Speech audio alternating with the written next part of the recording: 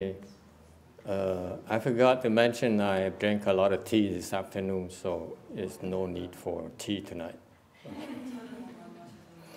Quên nhắc là chiều nay uống trà quá trời, thành ra không, tối nay không cần uống trà nữa. It's all Master YongHua fault. Lỗi của thầy tỳ kheo Đà. You know, he makes a mean green matcha tea. Ông thầy nó pha trà sạch ngon dễ sợ lắm. Okay. Anyway, how are you tonight? Tối nay quý vị ra sao? How is we have some Korean guests here. I wonder how they like it so far. Ngày coi như là nguyên ngày luyện tập về tịnh độ, pháp môn tịnh độ. Thì thầy hỏi cái cảm tưởng họ ra sao? Your feelings. We can have questions and answers you like. Tối nay quý vị muốn nói về vấn đáp thắc mắc gì mà cứ đều nêu ra nói chuyện được. Anything you like to talk about. Okay? Price of tea in China, you know, anything. Yes? Any impressions? Quý vị có cái how do you feel? The back better? The hip better? It still hurts?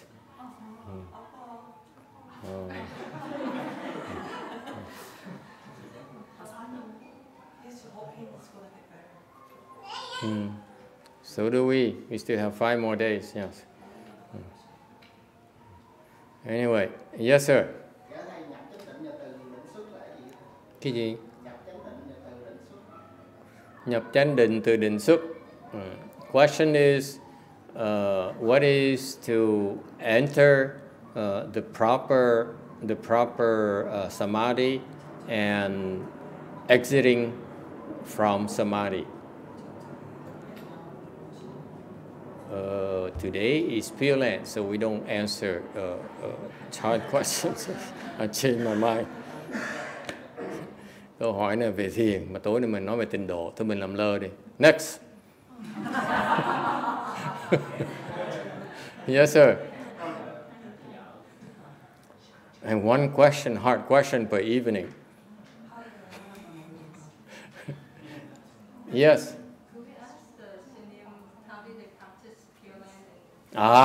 Thank you. That's why I try to ask them, but the Koreans are very polite. Unless you force them, you ask them once. The question is, can we ask the Venerable Sunims how they practice Pure Land in the country? Có người muốn hỏi là tại mấy người sư Đại Hàn họ rất là lịch sự. Mình muốn hỏi mà là bên kia họ tu pháp môn tịnh độ ra sao? Is that okay? Can we talk about it? Can you talk about it? We're curious.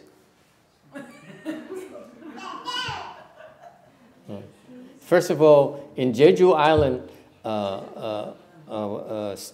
Amita Sunim doesn't do Pure Land. No?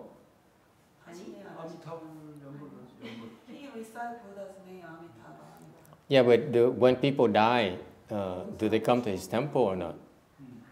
They do? They do? 49 days. They do 49 days. Họ làm 49 ngày. Okay? That's what you do?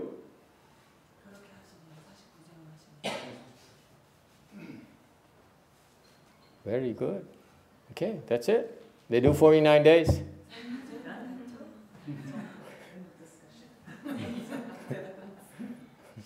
What? How do you 49 days? May we ask? May I ask how do you do 49 days?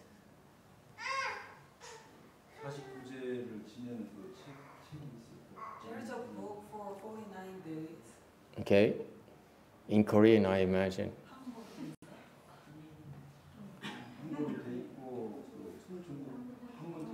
Chinese character and Korean language. Continue. It's like pulling teeth.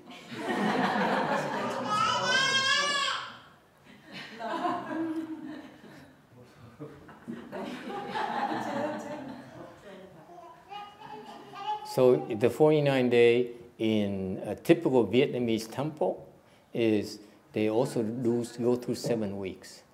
And then every Sunday they come to the temple and recite together from 10 till 12.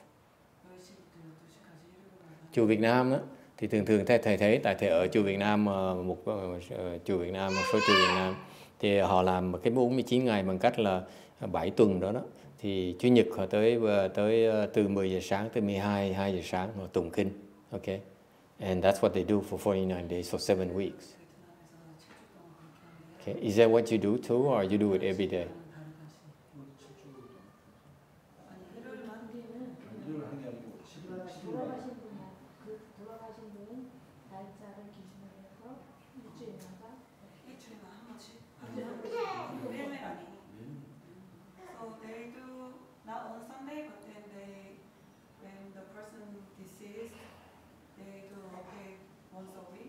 Once a week.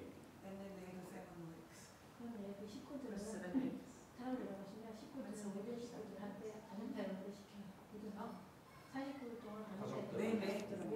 So they also encourage the family members of the deceased to recite Amitabha Buddha's name every single day. Every single day. But the temple does the ceremony once a week. On the 7th day, for example, or on weekends. 그럼 주말이 아니라 그 죽은 날 기준으로 일주일에 한 번 수요일 날 들어와서 수요일만 할 so if the deceased person passed away on Wednesday, they will do every Wednesday.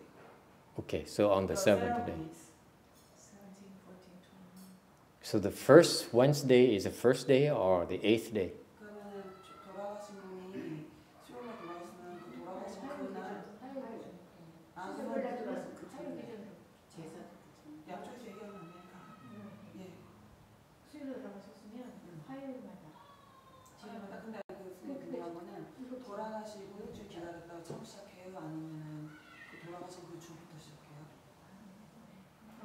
그러니까 돌아가시면 병원에서 그냥 의식을 다 하고. 그 돌아가신 날? 다음 날? 3일. 병원에? 그니까 날. Actually, somebody passed away. Just we do from that day. We do 3 days ceremony. So we visit The first time it's 3 days. Yeah, we visit the hospital. I mean the funeral days. Mm-hmm. We do 3 days chanting. I see. Yeah. Okay. And then if somebody passed away Wednesday, so every Tuesday, We do. Yeah, we do. So Sunim in Jeju Island, they wait until the same day to do it. No, they do 3 days right after they pass away at the funeral place. Why 3 days? That is our culture, and Korean culture. Why are the first 3 days so important in your culture? Yeah. So, we have some system. Somebody passed away. Actually, somebody died. Normally, we visit the house and then we do some ceremony. Normally, and then if they don't call us, just we visit the hospital. The dead body, and then we think the soul and body is separated. So you hope so, because not a good place. So we do like cleaning the place. Purifying the place. So we do chanting. The house or the hospital? Normally Hospital. So you clean the hospital. No, I mean that. How can I say? I missed that word. Funeral home. Hospital or funeral home? Yeah. Funeral home, like funeral. Yeah, the Koreans, they have different culture. They come and clean hospitals.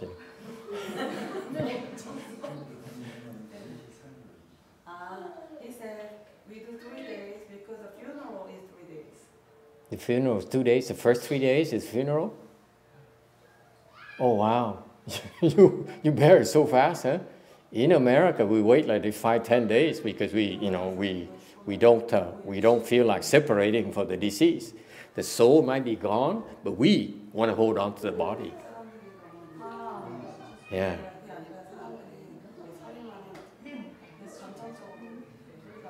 So in Korea, first 3 days you do the funeral service right away. You don't go to funeral homes like here, or where do you do the ceremony? Where do you keep the body for 3 days? Thank you. I've been waiting with the tea. 师父没有茶。谢谢。just what I thought of. Thank you. How did you know? 谢谢你啊。So no tea, but then there's more tea if you like. As for the guests. Yeah, give Bom Hyun some tea, please. He's not going to sleep tonight again. So before, in old days, they used to keep their deceased body in their own house. Now they keep the body at the funeral home for 3 days, the first 3 days. Okay. 师父，请喝茶。请喝茶. That's very Chinese. Yeah. Please drink a lot of tea. Free refills. Translate that. Shana, please translate that. Free refill at Blue Mountain Temple. This is very American.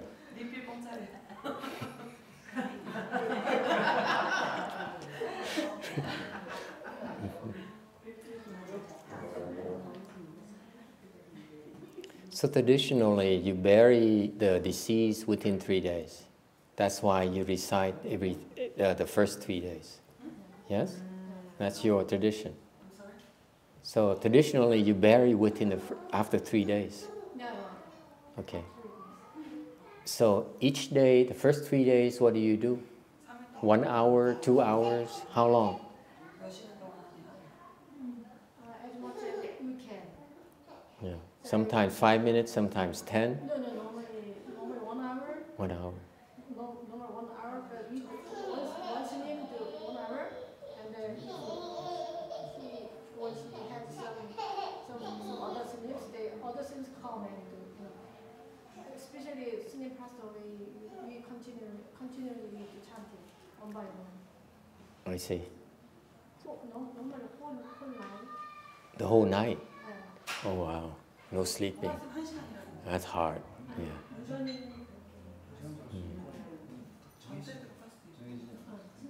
It's not fixed. It's not fixed. Depends on the temple. Depends how close the deceased is. If it's a good deceased, a good person, we recite more. If the current one here, we recite less. Not like that? That's how we do it here. I like someone, I do more.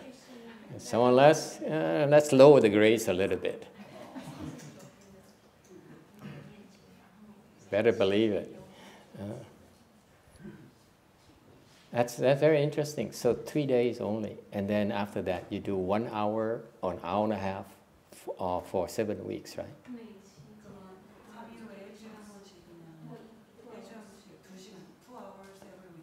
2 hours every week.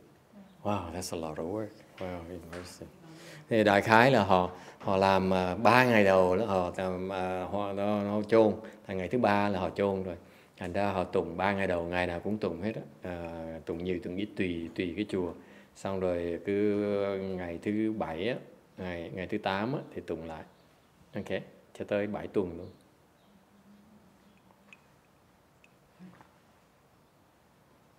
Does that answer your question?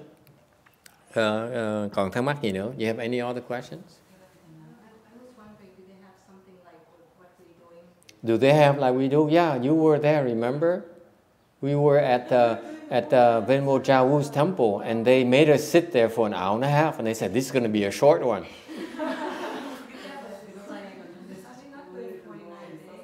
We were circumambulating too, remember? You don't remember? You thought it's something else? But today we practice the fearless, right? Right. I guess it's a little different. The Taiwanese is a similar thing. They do a 1 hour ceremony as well. And then so what happens in Taiwan, they have a ceremony on 7 weeks like that for once every 7 days.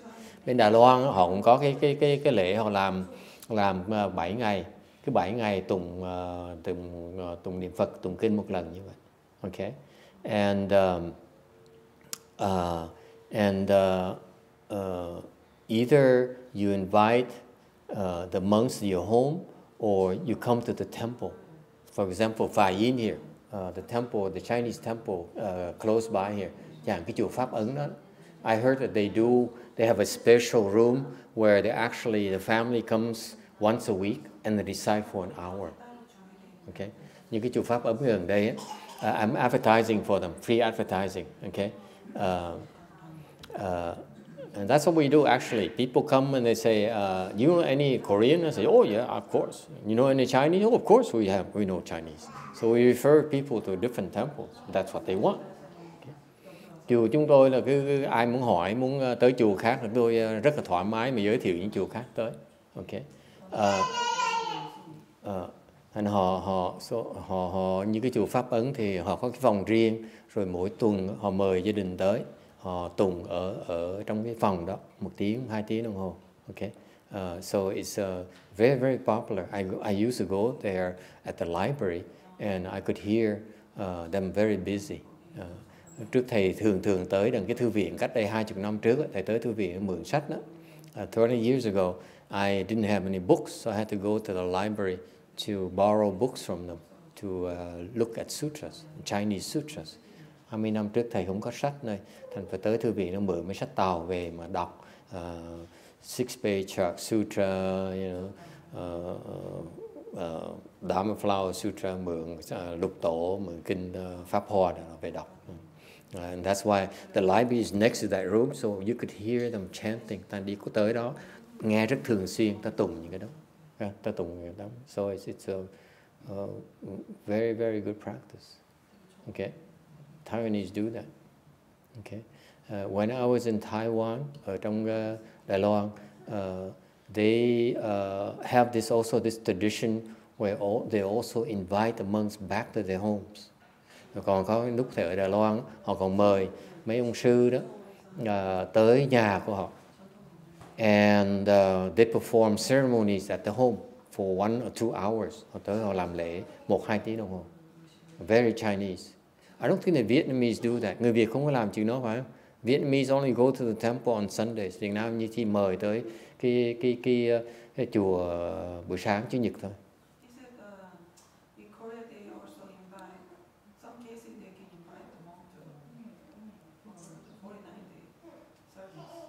Yeah. So in Korea they also invite monks and nuns back to the homes as well,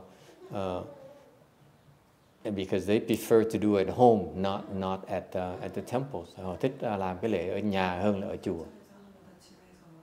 Okay. All right. What about a burial or a funeral services? Thì thắc mắc ở chàng cái lúc mà làm đám ma đó, the day of the funeral service, do you go to the cemetery to do that? No. You do. You go to the cemetery. Yeah. Ooh, how brave! You go to the cemetery too, Sunim? If they want. They want you. If they want, we go with them. But if they don't want, we don't. We usually want you to go to the cemetery, don't they? The family members, they want you to go to the cemetery with them. Sometimes they say, so sorry to a person because they want, but there are some stories that different religions, in Right. one family. The Catholic. Yeah. So they want you to do Catholic services. Yeah. Also, they feel sorry. You know, we have to spend our time. The kids also they okay, so we will do ourselves. But sometimes they're so sad. The kids they call us, please be with us. The kids we go. I see. So I'm sure Pyongyun Sunim he goes to the cemetery because that's what they want. He didn't go that often, but he has done it. Not many people die in Jeju Island, I'm sure. He only have like 6 or 7 followers. He says not too many people want it from No comment.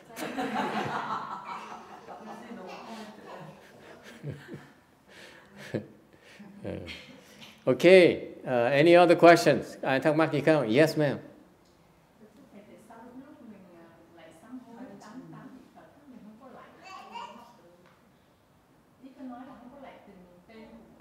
The question is that in the evening ceremony we do the 88 Buddha's repentance. How come we don't bow to each Buddha? Câu hỏi là cái lễ sám hối 88 vị Phật đó, tại sao mình không lạy mỗi vị Phật? It would be too long. Nó lâu quá. We need to do the evening ceremony in 1 hour. Cái buổi tối đó, công phu tối đó chỉ có 1 tiếng đồng hồ thôi. Thành ra không thể nào lạy mỗi cái được, mỗi vị Phật được. If you bow to each Buddha, it takes too long. It would take about 4 or 5 times longer. Meaning that if you bow each Buddha, it would take at least an hour. If you do very fast, it takes an hour. And when you do the way we do it, only 15 minutes. Depends on the Master Xianzhi. If he hits it very fast, then we go faster. Như thầy hiền chỉ mà thầy gõ mỏ nó lè thì mình làm lẹ hơn, gõ chậm mình làm chậm hơn. Okay, so it's up to him. But usually it's around 15 minutes, thường 15 phút thôi. They bow to everything because the evening ceremony lasts like 3 to 5 hours.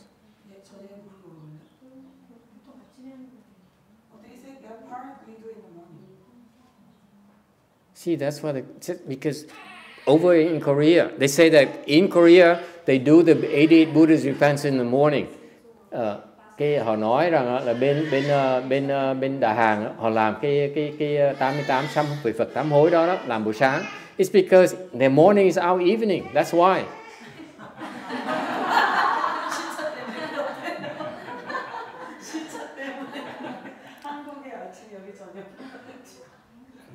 Tại vì buổi sáng bên Đà Hàn á, là tối bên mình là đúng rồi. It's just right.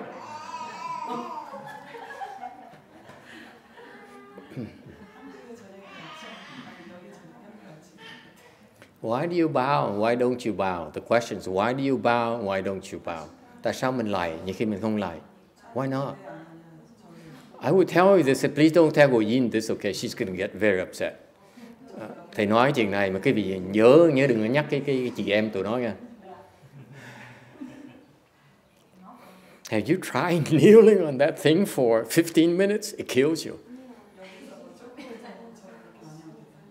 I want you to try kneeling on that for 15 minutes because it has some sort of metal things underneath. It pierces through. So I've been moving up and and every evening I try to find a new spot. Thành tối nào thầy cũng nhích qua một tí để đổi cái chỗ nó có miếng sắt, cái lò xo sắt nó đâm lên. Thành ra cái chỗ nào nó còn mới thì còn ngồi. So every evening I try a different slot. You don't realize I usually shift a little bit more, all around. Thì cứ đổi hoài, tối nào thì cứ đổi. And I don't dare change that bowing cushion because they're known to say if whoever dares Mama's bowing cushion, you're gonna get in trouble. That's what I heard.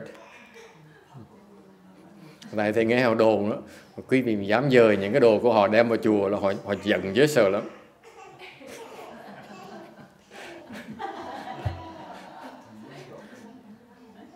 So if you ask me personally, I prefer to bow. Cá nhân thầy thì muốn lạy. Okay, I developed the preference of bowing recently.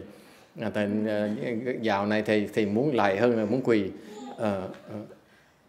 But why what's the difference between bowing and kneeling? Cái sự khác biệt giữa quỳ với lạy nó ở chỗ nào? What's the difference? Quý vị biết không?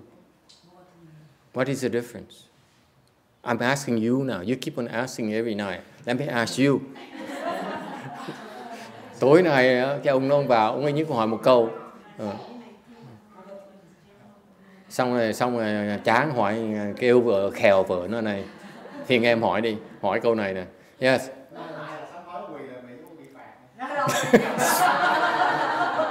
He says, I will translate for you. Ông trả lời thì dạng về tiếng Anh cho quý vị nghe. For our Korean friends. He says, when you bow, it's like a repentance, a true repentance. But when you kneel, okay, that's when he punishes his wife. Quỳ là ông bắt vợ ông quỳ để phạt bà. You see, when Paul Hyun has to take a look, what kind of man is that?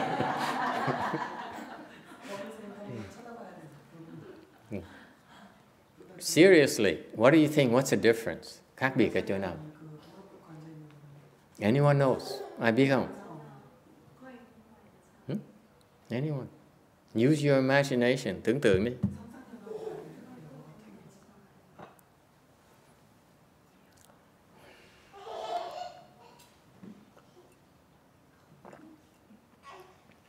Anyone? What's the difference? Quý vị biết không? What is the difference? Những cái người mà tu đó, you've been practicing for a long time, repentances and bowing and kneeling and everything. What is the difference? Quý vị đã tu lâu rồi, đã lạy Phật rồi, đã niệm Phật rồi, đã quỳ Phật rồi, đã gì tùm lum la rồi, có sự khác biệt. What's the difference between bowing and kneeling? Quỳ với lại nó khác nhau. Yes, ma'am. Quỳ là she says, kneeling is that you being obedient to your husband. Có người trả lời là quỳ là mình biết nghe lời chồng. And bowing is so, còn lại là sao? Bowing is like my husband says, it's repentance. Còn lại giống như chồng con nói vậy, đó là mình sám hối, còn sám hối. Anyone? Why is that? Yes, sir.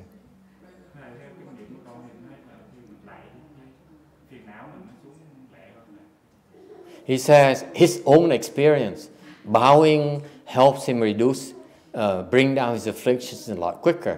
Ông sư này ông nói là lạy, kinh nghiệm ông nói lạy thì khiến cái phiền não nó vơi lẹ hơn nhiều.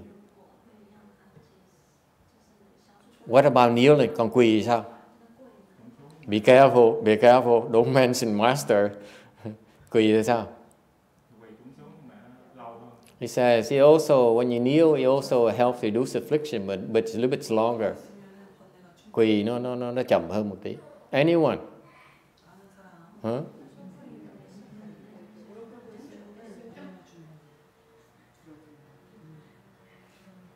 Very good. It's a very good observation, by the way. It's excellent observation. Cái này á là cái sự quan sát rất là chính xác, rất là giỏi.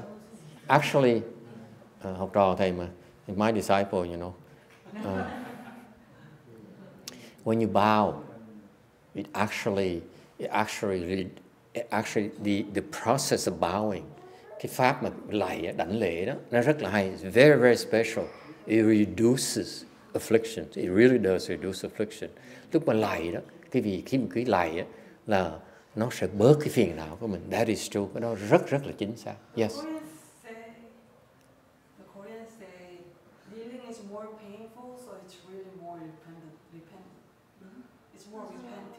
Yeah, Master YongHua says so. No, it's democratic.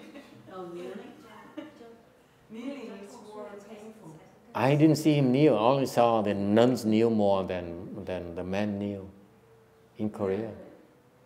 So the bowing is moving, the kneeling is not moving and then stand that long time. So it's a lot of enduring the discomfort. You agree? See, Venerable Cha Wu has been kneeling for so long, she doesn't bother. She's not bothered by that anymore. She doesn't feel pain at all. She doesn't feel pain at all. Yeah. For her, bowing is more repentant. Okay. I don't know. Okay.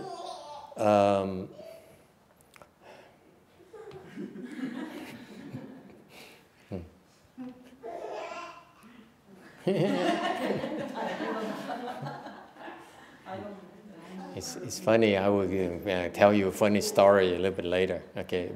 Once we resolve this matter here, we talk about funny story. Thằng nhóc nó làm ồn vậy sợ lát ta kể chuyện tức cười khôi hài cho quý vị nghe. So what is the difference between bowing and kneeling? Cái sự khác biệt giữa lạy là gì? It is true that when people talk about repentance, actually they are implying that bowing repentance is actually is what Xianzhu says. Actually reduces your affliction. So the mechanical process of bowing actually reduces your affliction. Cái phương pháp mà đảnh lễ đó, mình đập cái đầu xuống đó, phương pháp thực sự nó bớt cái phiền não của mình. In particular, it reduces what? What reduces what? Yes. Anger, cơn giận. Reduces what? The evil. Believe it or not, it reduces thinking. Nó bớt suy nghĩ. It really reduces thinking. Bớt cái óc suy nghĩ nữa. The process of bowing physically reduces your thinking. That is why you feel it reduces your affliction. Tại vì cái về cái vấn đề cơ thể cái gì lúc quý vị đánh lễ xuống, đánh cái đầu xuống như vậy, nó bớt suy nghĩ đi. It's very very fascinating. The Chinese bow by 5 points, right? Cái pháp người Tàu Ấn Độ lạy theo 5 cái điểm. 5 points touching the ground. Okay? That's Indian, that's Chinese. The Tibetan, they lie down. Okay? Bên Tây Tạng họ lại họ nằm thẳng xuống. Okay? Very similar to the Catholic. Some Catholic sects also bow like that. Cái Tây Tạng lại giống như một cái nhóm bên Thiên Chúa giáo họ cũng lại như vậy. They nằm dài xuống. They lie down. And then like this.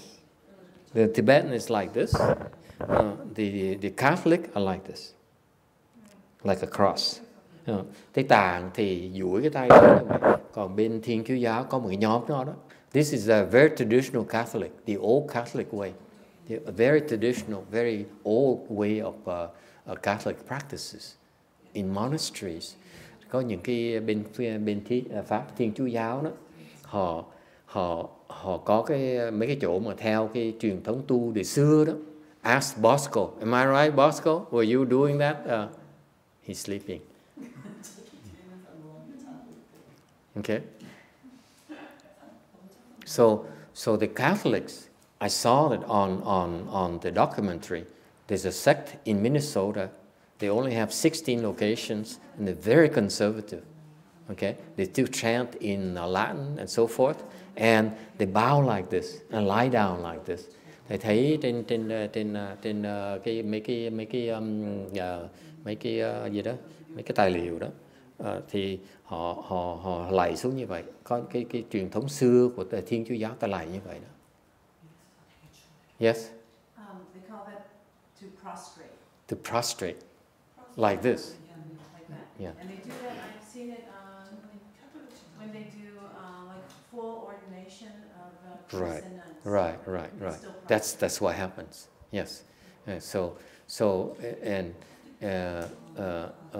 khi mà họ làm phong chức, làm cha, làm mấy bà ni cô đó, thì họ làm như vậy. It turns out when you go like this, when you bow like that, okay, the interesting thing I noticed from that particular practice is that they have a very high retention rate of fathers and nuns. Cái mà thầy chú ý tới những cái nhóm đó là họ nói đó, những cái người mà theo mấy ông cha mà theo cái truyền thống đó, họ không có hoàng tục, ít hoàng tục hơn là những cái nhóm kia. Mà whereas the other group that doesn't bow like that, they have a high loss rate. Okay. Cái nhóm khác họ không lại như vậy, là họ hoàng tục nhiều hơn nhiều. In other words, nói cách khác, that particular bowing right there, nói cách khác là cái phương pháp mà lạy như vậy đó. Okay. Actually, what does it do? He says it reduces affliction. Bớt phiền não. Actually, what particular type of affliction does it reduce? Desire. When you bow, whether like this or like this, okay, actually reduces desire. Thành quý vị theo cái bên dài như vậy cũng được, lạy như vậy cũng được, lạy như vậy cũng được, là nó bớt cái chuyện tình dục. Reduces desire. So if you have high desire and you cannot resolve it, instead of taking a cold shower, you can bow.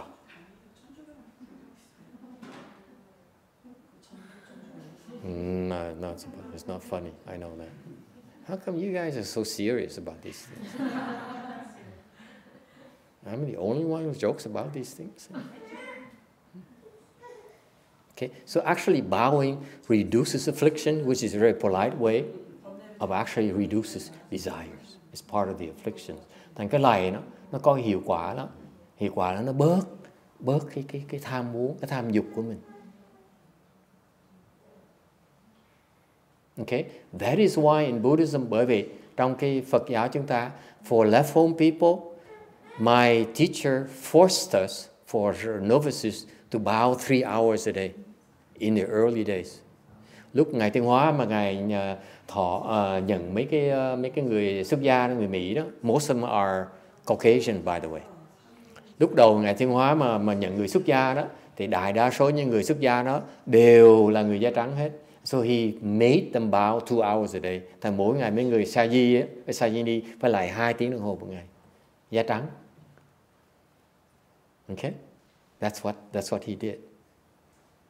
So when that monk, when the senior monks who went to that, when the senior monk hẳn chùa, ông sư đó, cái đệ tử đầu tiên Ngài Tiên Hóa đó, thầy tới chùa của ông đó để làm việc.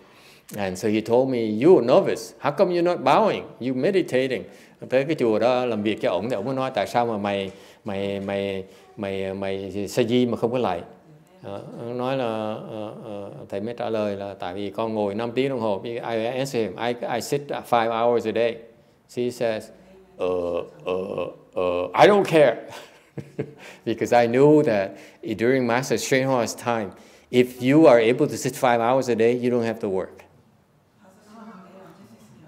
Cái thời Ngài Tiên Hóa, Ngài dạy học trò thâu đệ tử đó, Ngài nói là nếu tụi bay đứa nào mà ngồi được 5 tiếng liên tiếp một ngày á, thì không cần đi làm việc. Thầy biết cái gì đó, thầy tới nói chuyện ổng đó, thầy biết không, con không có lại Phật tại con ngồi 5 tiếng đồng hồ. Rồi ổng mới trả lời nói, tao miễn cho mày phải đi làm việc nghe chưa.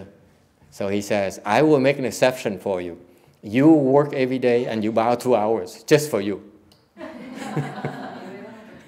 He didn't like me. Ông không thích thầy này. And vice versa. Thầy cũng không thích ông.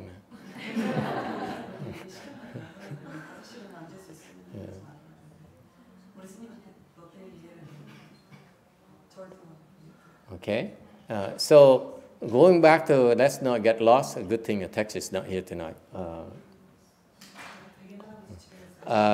So the bowing actually is a repentance because somehow it's something magical about bowing that will reduce affliction and also help you spiritually as well. Thành cái phương pháp này nó rất là đặc biệt, là nó giúp quý vị bớt phiền não, cũng giống như có một cái gì nó hay, nó khiến cái vị nó rất là tốt cho cái vị. Okay, very very very very effective form of practice. Thành cái này đó phương pháp rất là hay. Okay, but what about kneeling? Còn quỳ là sao?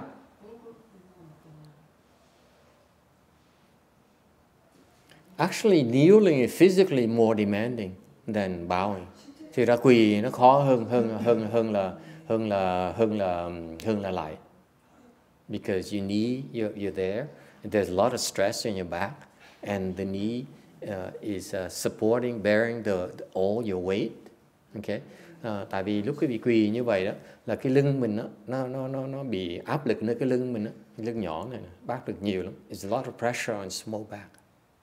It's not designed for that. Okay. Our skeleton is not designed for kneeling. Cái lưng chúng ta nó quỳ xuống nó không có quen quỳ. Okay. Và hơn nữa là bao nhiêu cái sức nặng của mình nó đè trên cái đầu gối mình đó. And the knees are very fragile. It's not designed. It has no padding. Cái đầu gối mình nó không có mỡ, không có da, không có gì hết, không có bắp thịt gì đó. Thành quỳ xuống nó đau lắm. It's very very uncomfortable. Okay. So the difference is that I feel that kneeling is actually more intense than bowing. Thành đối với thầy đó, quỳ xuống đó, nó khó hơn là lạy. That is why if you have an hour, bow. If you don't have an hour, kneeling like we do in evening ceremony is more effective form of repentance. Thành đối với thầy, nếu như quý vị có thì giờ mà lạy đó, thông thả mà lạy đó, nó có hiệu quả nó khác. It's a different process. Okay? But when you do, đều không có thì giờ đó, mình quỳ xuống đó, nó lẻ hơn. Okay? But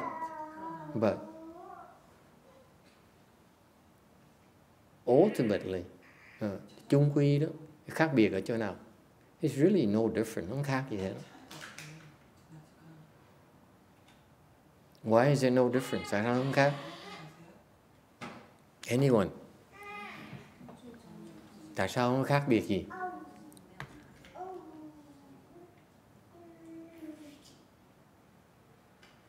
Because ultimately in Buddhism, the emphasis is never on the physical part. Bên Phật giáo mình tu đó không chú trọng cái phần cơ thể. It's about tâm quý vị. You train your body, whether through kneeling on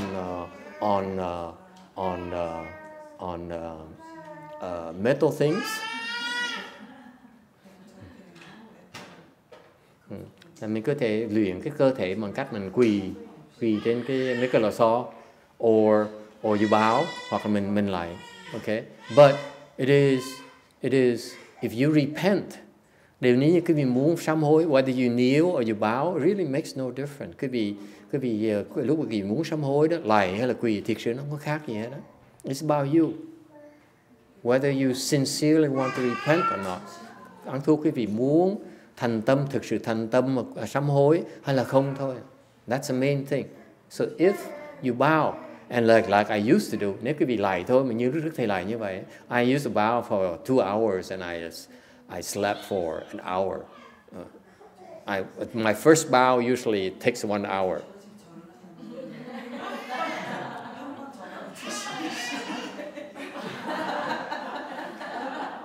The first bow took me an hour.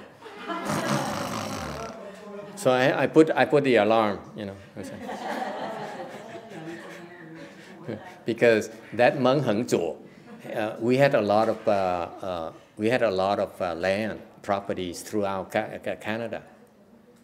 So he had to drive to go take a look at these lands. And he complained about it. He said, you know, when you accept properties, okay, the worst part is that the land is okay, but you don't need to look at. It's the houses that you have to come and take a look. Ông than với thầy, nói cái chùa Ngài Tiến Hóa nó có nhiều đất, nhiều nhà cửa, nhiều với cái tài sản lắm. Thành ra đi Canada đó, họ cho đất thì không sao hết đó, mà đất mà có nhà trên phải tới coi, thôi nhà nó hư. So he has to drive around to all these properties and check the roof and talk to the tenants and so forth to make sure that everything is okay. So he's always on the road. So I was there manning the temple. So since he told me you bow 2 hours a day, I said, okay, yes, master. Did you bow 2 hours? Yes, sir. Thành ra lúc ông đi như vậy, ông về ông hỏi thầy, ngày nay mày lại 2 tiếng? Ông nói, có chứ.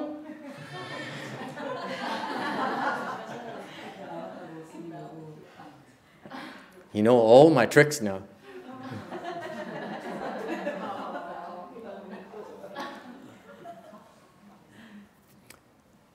Okay, so yes. Thưa thầy, khi mà con lại Phật và cúng vạn con ở nhà thì không có những cái xướng mà bắt đầu họ hay là cái hồi hướng đằng sau con phải làm thế nào? Hồi hướng nào? Hướng cho chúng sinh. Thì hồi hướng đó mình tự đọc đấy, đâu cần. Thế còn phần đầu? Phần đầu là phần nào? Ý con muốn nói là như ở đấy mình lại thì có cái sự còn trong cúng vạn Phật đâu có con cứ lại chăm xong rồi con qua cái khác. Thì hai cái pháp nó khác nhau. Pháp vạn Phật thì nó rõ ràng hơn nhiều. Nó cái bài văn, bài kệ lúc mà sám hối nó rõ dễ sợ. Nói là con sám hối cái tội này, con sám hối tội kia, nó rất là chi tiết. Còn cái 88 vị Phật nó không thiếu chi tiết. Mình lạy từng vị vạn Phật như vậy, rồi có cái phần mình quỳ xuống mình lạy cái sám hối đó, cái là sám hối đó, nó rất là chi tiết. Phải quỳ xuống, không ai dạy hả? Không sao, bắt đầu lại đi, kể như lạy trong quá khứ không có kể.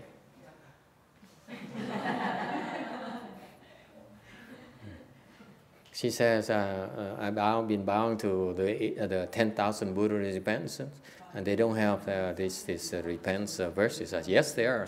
So you bow to the 10,000 Buddha Recitations as a part where you bow to each Buddha, and then you kneel and bow and recite the verses. And the verses are much more detailed than in that book, than the 88 Buddha's Repentance. Okay? Any other question? Ai thắc mắc gì khác? Yes, ma'am.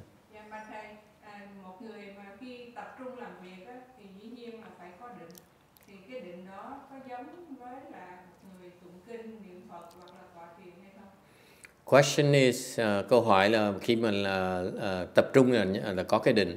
Thì cái định lúc mình làm việc đó, mình tập trung làm việc nó khác cái định của niệm Phật với là ngồi thiền ở chỗ nào? Right? The question is, when we focus at work, that's a samadhi, and what is the difference between that and the samadhi when you recite the Buddha's name or meditate? Ask the venerable Korean left phone people. What is the difference? Khác biệt chỗ nào? I don't know. That's the master. That's what Master YongHua taught his disciples. It seems like.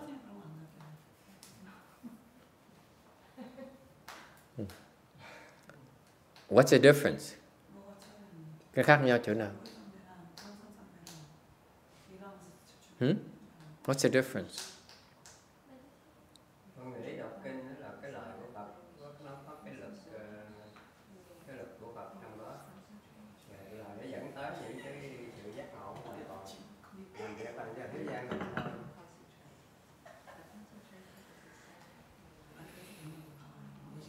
Kinh, đọc kinh là có chuyện pháp xuất thế, còn làm việc là pháp thế gian.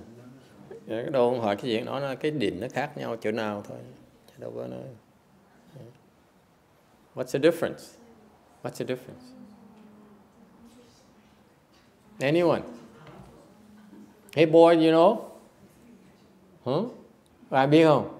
Yes, ma'am. I think Master Samadhi is just Samadhi, regardless what. Same name. Định là định thôi, còn đòi hỏi gì nữa. Yeah. You occur different types of blessings. Occur different types of blessing. accrue different types of blessings. Tích tụ cái phước khác nhau. Anyone else? Yes, yes. Just concentrate about the work is just involved in the work. But just samadhi through meditation is we can be not involved and also we can increase our broadly. Venerable Jiang says, when you work, but when you do meditation or recite Buddha's name, actually increases your wisdom. That is correct. Đó đúng. Okay. Anyone else? See that you have the answer. You don't need to ask me questions. Đâu cần hỏi thầy cái gì là biết cái trả lời hết rồi. Okay. You guys are becoming having real wisdom. Mấy người này có trí huệ chân chính rồi. You have real wisdom now. Now we can talk Dharma to each other. Mình cứ nói pháp cho người nghe. Okay, tomorrow, we can take turns. Mình thay thế nhau.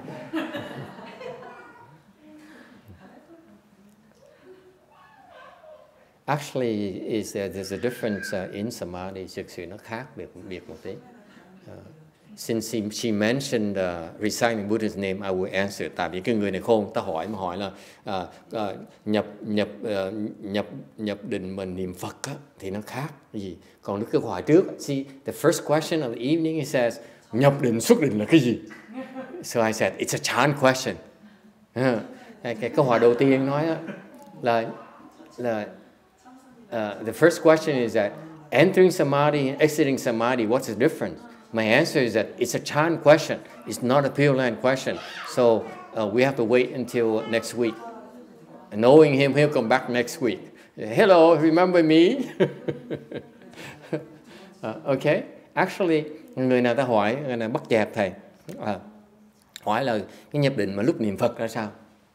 So the question here is, what is the difference between samadhi when reciting Buddha's name versus samadhi while working?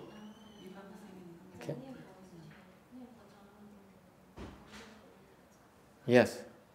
Does this work refer to worldly work or spiritual work?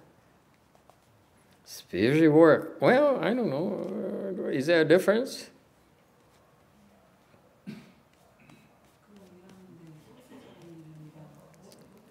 I would like to think that Master Xianche fixing all the AC conditions is very, very spiritual. He doesn't think, he thinks otherwise. He says, Master, I feel that I should be reciting Buddha's name because, I want to cultivate. I've been trying to tell him that fixing AC is actually very spiritual. Thầy hiền giới có mấy ngày thầy cầu lầu bầu, thầy nói là con muốn niệm Phật. Tại vì như thầy nói, thầy khuyên ổng á, con mà sửa mới lại gắn mới lành như vậy, thiệt sự là cũng là cái tu chuyện linh thiêng lắm. Have you awakened to that? You understand? There's a spiritual side to it. What's the spiritual side?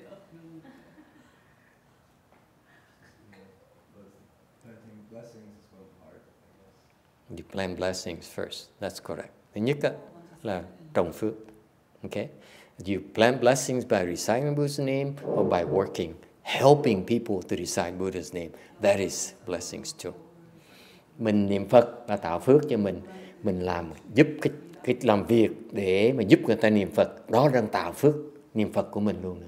You also are creating blessings because these people who recite Buddha's name is thanks to you. Therefore, you get part of the blessings. Tại mình giúp người ta niệm Phật được thì mình lấy cái phước của người ta được. Okay? Sounds good? Okay. We don't need any help, by the way.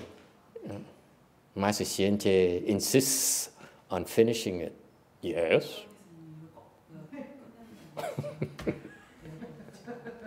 Yes, Sarah. I think fixing air conditioning is blessing, accumulating blessings at like really multiple times because actually he's supporting many people, not only one person. I like to think so, yes. Good girl. Did you hear that, Master Shinche? What else? If they don't work, boy, are you in trouble. Sửa cái máy lạnh mà nó không sửa được là kể như công xây cát giả tràng. Nothing risk, nothing gained. Okay, what else?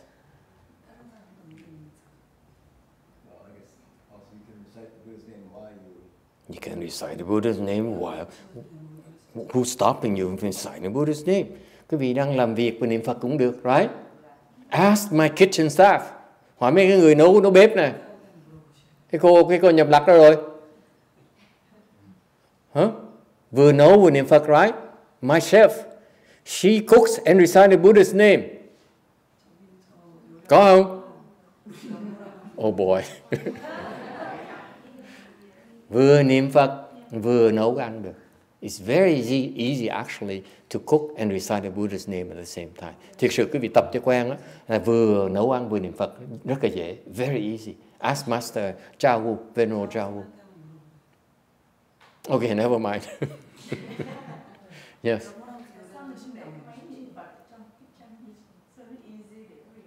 Well, you could use the machine too, a reciting machine. Mình có bật cái máy lên cũng được. It works as well. Okay.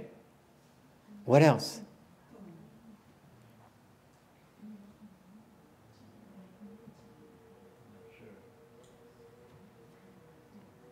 Còn gì nữa?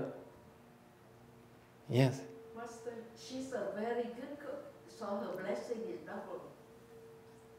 I agree. Nói cô này nấu ăn ngon, thành ra phước còn nhiều hơn nữa. Nấu ăn dở thì phước ít. So you don't cook as well. Please don't cook. In other words, đó cái khác, nấu ăn dở đừng có nấu. Okay.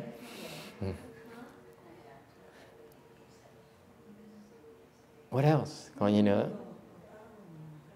Let's beat a horse to death. Quýnh chứ, ta nói tới nơi tới chốn luôn. Yes. Yeah. Sao?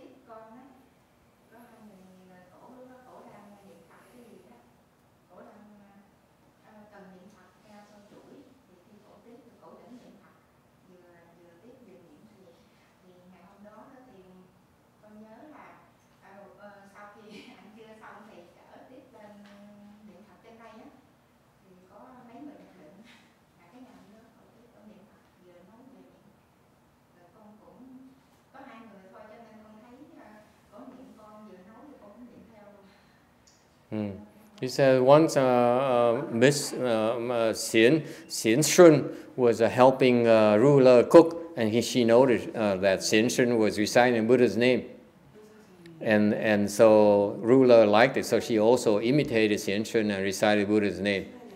Nói là bữa kia cô Hiền Thuận cô giúp nấu ăn, cô nhập lạc nấu ăn để nhập lạc để Hiền Thuận đang niệm Phật, cô nhập lạc cũng bắt chước nữa. Xian Shun, is that right? Is that true? Were you reciting Buddha's name?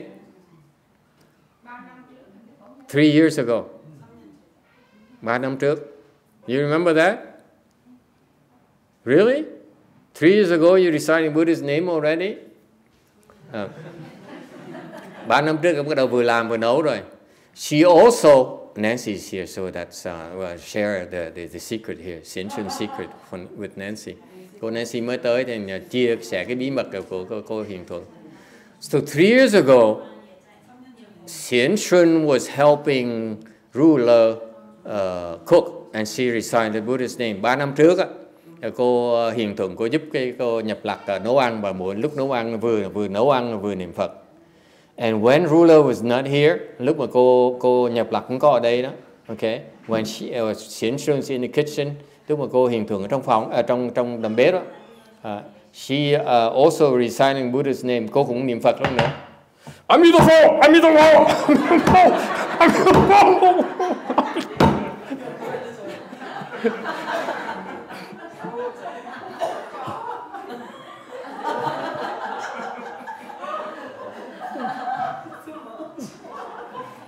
Vừa niệm Phật vừa chém thớt nữa.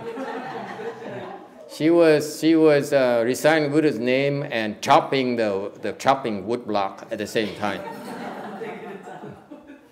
I think she was upset at me. Ngày đó hình như thầy mắng cô thì phải. That works. Cũng có hiệu quả thì. Actually, I will tell Xianjie this because what I texted you is something that actually, if you were to meditate, you won't be able to see that problem. Because you asked me the same question 5-6 months ago already. I didn't say anything.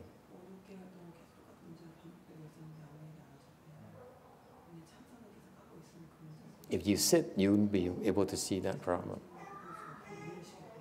So, reciting Buddha's name or meditating is overrated. You can sit there and you feel good for 3 hours, 3 days. It's spinning your wheels.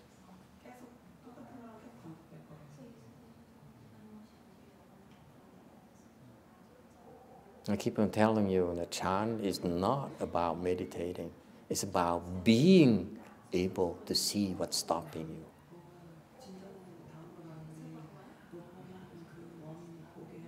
That's a secret that they don't have. That no, it's a secret within human. You have to fix ACs, then I teach you. You don't fix ACs, I don't teach you.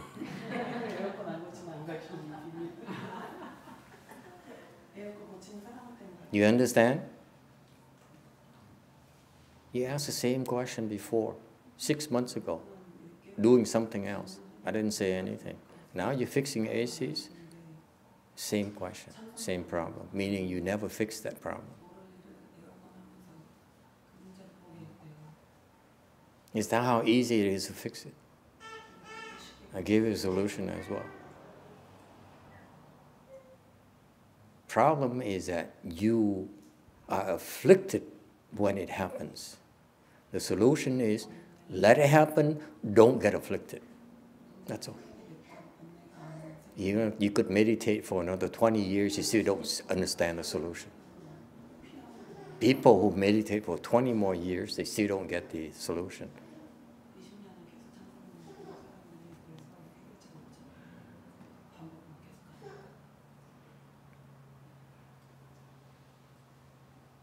Because they do what you've been doing. They get afflicted when it arises. Why? Instead of, there you are. How long are you staying?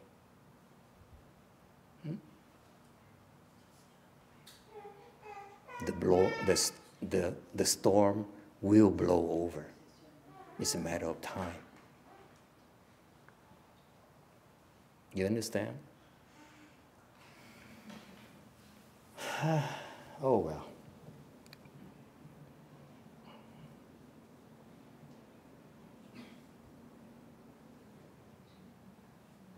Cái vị tu đó, niệm Phật đó, hoặc là thiền, whether you recite the Buddha's name, or you bow, repentance, or you meditate, okay?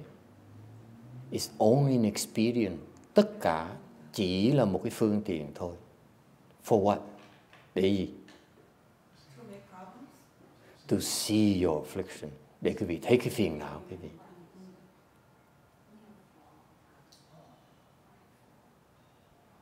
Who says reciting Buddha's name is supposed to be pleasant? Quý vị người đi học niệm Phật, ai cũng nói niệm Phật sướng, tu lân lân. Cái đó là niệm Phật sai rồi.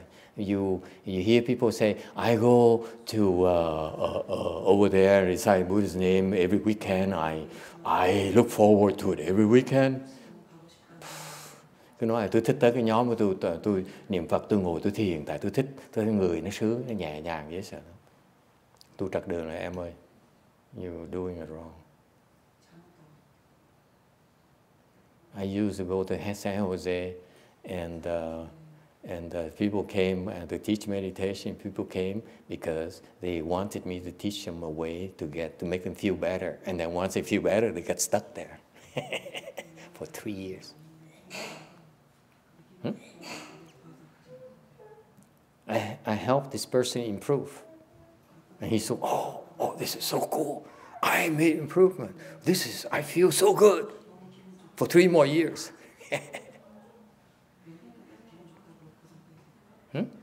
You remember that? So every time you go to a place, to the temple, you meditate and you do a 4-chi and chant-chi, you feel good, right? And then you come to Blue Mountain and you say, so, it's no different from CTTB. Okay, no different. See you next year.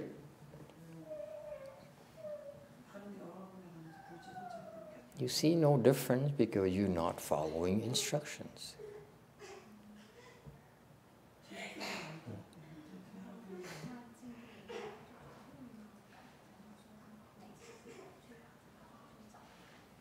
Quý vị ngồi niệm Phật mà cảm thấy sung sướng thoải mái là quý vị đang dậm chân tại chỗ. Okay.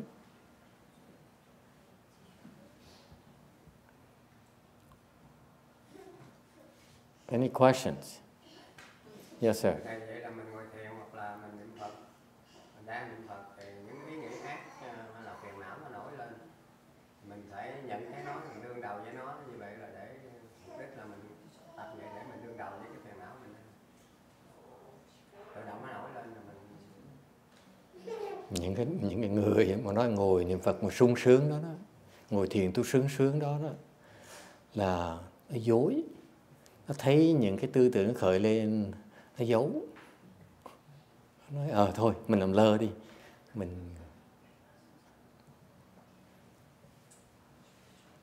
Okay. Không dám nhìn nữa. Tại không ai dạy họ phải nhìn cái đó. Ngày YongHua chưa dạy tụi nó phải nhìn cái đó.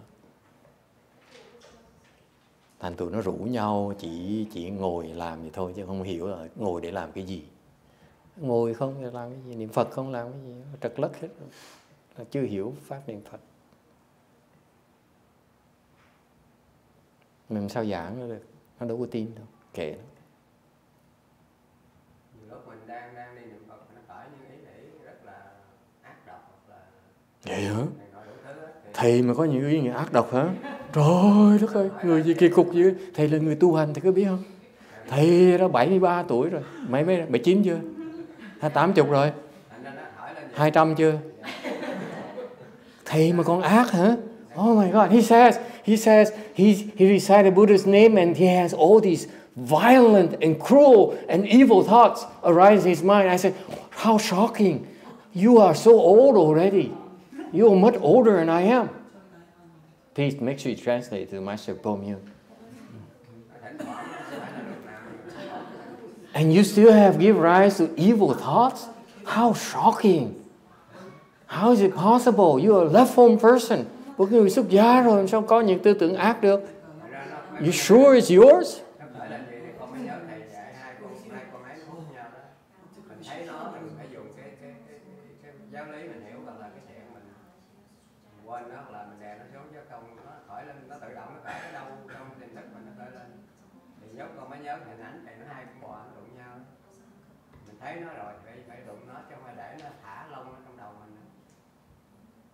Anyone has a problem? Ai có bị như vậy không?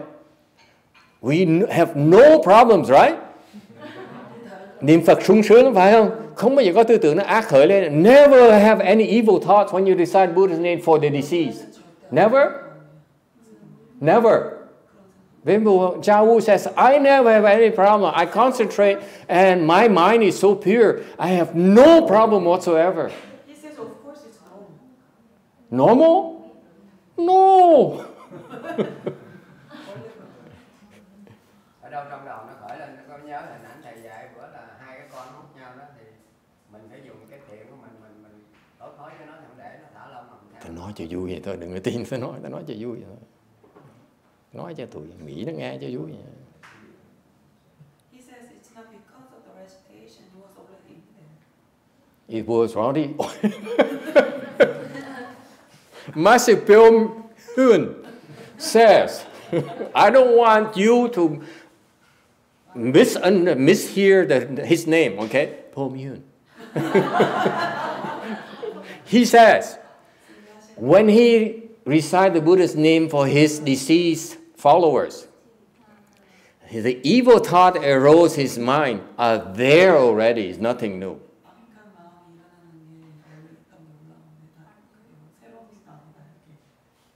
And he confirms that. Ông thầy tăng người ta hàng nói là khi mà tôi tưởng niệm Phật á, những cái tư tưởng ác nó khởi lên là nó đã có sẵn đó rồi. Thì ông nói đúng, tôi xác nhận cái chuyện đó. Of course. Of course. That's why you recite the Buddha's name. Vì vậy mới niệm Phật. Why do you think we teach you to recite Buddha's name? So that you feel good? Go to Hinayana temple. We don't do that here. Cái gì ở đây niệm Phật mới cứ đòi sướng không? Ông Vĩnh Hoa tổ chức cái thì Phật tất này hay lắm. Mình tới tôi sướng dễ sợ lắm. Rủ nhau từ San Jose tới để mà ông này cái này dễ sợ lắm. Tới đây xanh mặt luôn. Vừa ít ngủ, vừa ít ăn, vừa còn đau lưng, đau chân, đau đủ thứ hết. And they come here hearing Master YongHua's Phổ Chi is so great, you know, a lot of good cultivators and it will be fantastic. And they find out they have back aches, leg aches, not enough food to eat, not enough sleep. They get up at 4 in the morning. Sáng bắt đầu 4 giờ sáng, khùng đến nơi. Xuất gia còn có lý tại gia bắt dậy 4 giờ làm gì? Why do we make people get up 4 in the morning? Để lâu bầu. So then you complain about it. I'm not coming back here.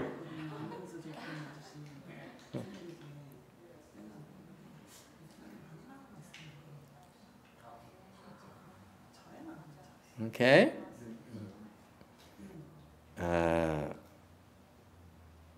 Any questions? Ai thắc mắc gì không?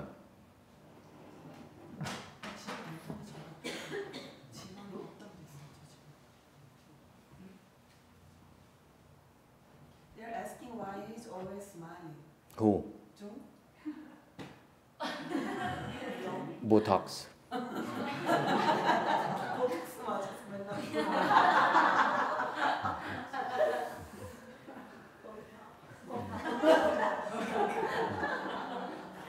He's smiling because he says, these idiots, they don't know what they're missing, what we know so much in the RBA. I come here and I hear them talk Dharma. I say, oh, these guys are so backwards. Ông cười tại ông tới đây ông thấy khôi hài quá. Pháp ông học ở Vạn Phật Thành nó cao minh quá, tại ông tới nghe mình cái Pháp mình giống thấp nhà quê vậy đó. Ông cười không được.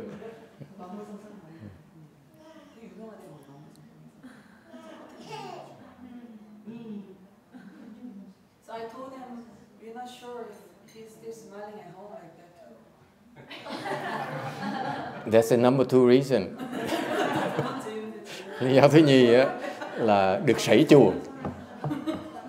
Number 2 reason is that his wife lets him out.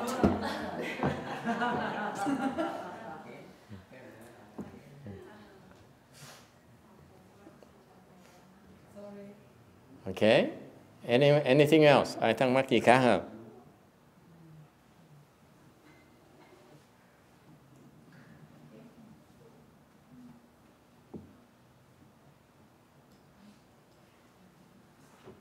Okay, so what happened to the clock here? I don't have a... Oh, similar. Shall we finish early or you have any other question? Ai muốn nghỉ sớm hay là ai thắc mắc gì khác không? Yes, ma'am. Can we find solutions to our problems, afflictions that we have? So Can you find solutions to your afflictions when you chant the Buddha's name? Mình niệm Phật mà mình bị phiền não, mình tìm được cái biện pháp hay là không?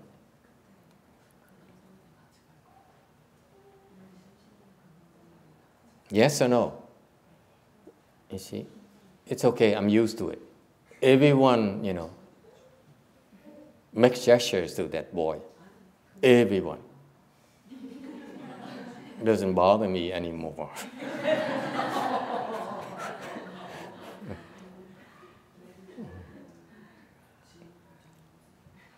So how do you find? Can we find solutions? Yes. Yeah. Master, when I chant or when I meditate, it's not to think of the wheels, but to make the wheels. That's the wheel won't move my mind, so it won't affect me. So it's not to think about the wheel, but so that the wheel won't bother me, won't affect me, won't move me. Yeah. Yeah. That's why it's a good idea. She says that she want to recite Buddha's name so that she doesn't get afflicted. Người nói là niệm Phật để mà không bị phiền não. And we exactly opposite. Pháp chúng tôi tu là niệm Phật để mà phiền não. The way I train my students when they recite Buddha's name is that they recite the Buddha's name, they recite a mantra so that they get afflicted. Cái chùa mình tu nó khác tí xíu. Chùa mình tu đó là mình niệm Phật, mình thiền, mình niệm thần chú đó để mình bị phiền não.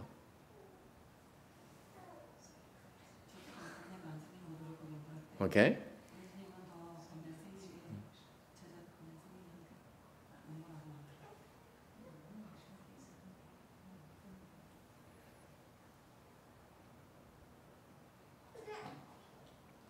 Yes. So that means the purpose of 40 is increasing. Your affliction. Yeah. You better believe it. Yes, increase your affliction. The purpose of my 40 is to make you more afflicted.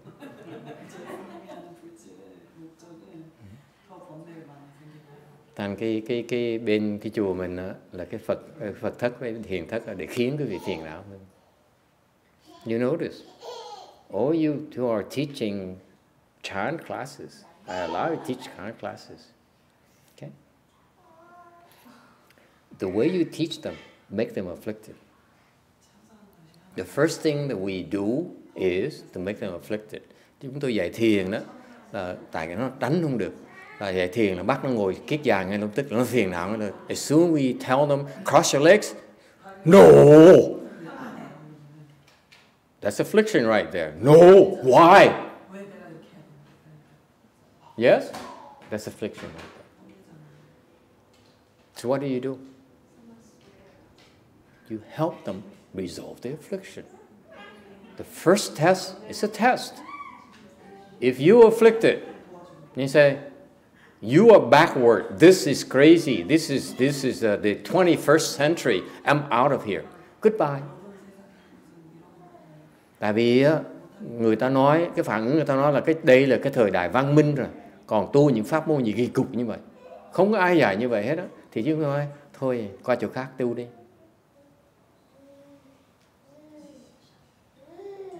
Okay?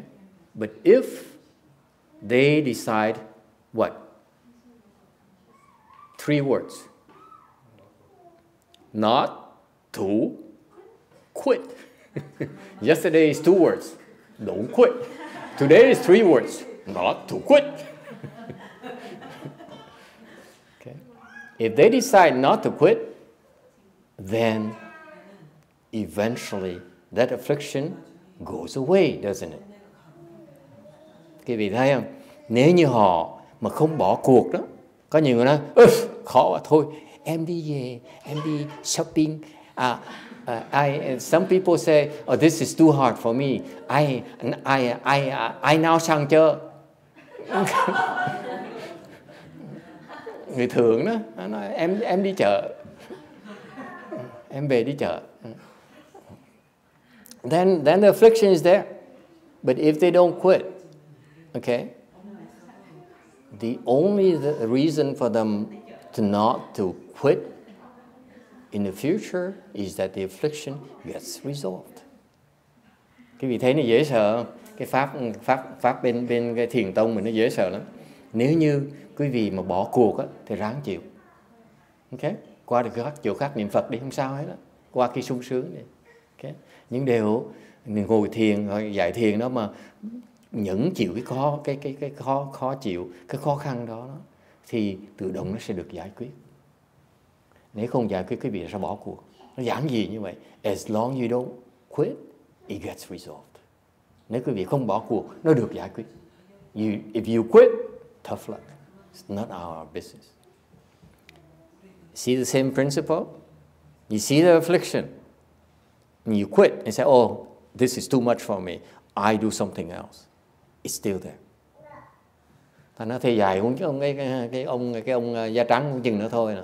6 tháng trước nó khởi lên, nó có vấn đề như vậy, thầy cũng nói coi thử nó giải quyết ra sao. Bây giờ nó hỏi ngày hôm qua, ngày sáng này nó hỏi thầy, bây giờ ngày hôm qua nó hỏi, bây giờ tôi phiền não quá, không biết làm sao. Thầy mới dạy cho nó cách giải quyết, cách làm. Tại sao? Đừng có bỏ cuộc. You don't quit. If you don't quit, you hang in there. No matter how difficult it is, you hang in there. It will get resolved. That's the brute force way. Nếu quý vị bị phiền não mà không có bỏ cuộc đó, thì tự động, từ cái phiền não nó sẽ được giải quyết. Nó tự động. Đó là cái cách mà chậm. The brute force way meaning is slow. But you can do it yourself. You don't need anyone. Không cần ai hết. It will get resolved. On the other hand, nói ngược lại, this is why we have the evening instructional talks. Bởi vậy tối nào chúng tôi nói pháp cho quý vị nghe, so that you have a chance to bring up your affliction, để quý vị có cơ hội để mà đem cái phiền não lên. Or you hear of other people's affliction, hoặc nghe cái phiền não người khác. And you hear other people's affliction and say, oh boy, it sounds just like me. Nghe ta đem cái phiền não ta đem ra nói mình sao mà giống mình dữ vậy. Okay? So that we tell you how to solve it. Anh có dạy cái phương pháp để mình giải quyết. This is why there's so much emphasis at our temple on the talks. Bởi vì chúng tôi bỏ rất nhiều thời giờ nói pháp cho quý vị nghe.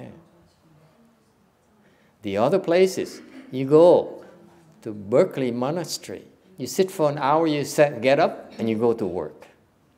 Tới cái chùa Berkeley, I was there for many years, at least 2 years, at least 1 year. People go there for an hour to meditate. They get up and then they go to work. Or they go home. Họ tới họ thiền tiếng đồng hồ. Xong họ đi làm việc hoặc họ về nhà. And guess what? The afflictions do not get resolved. Cái phiền não nó không được giải quyết.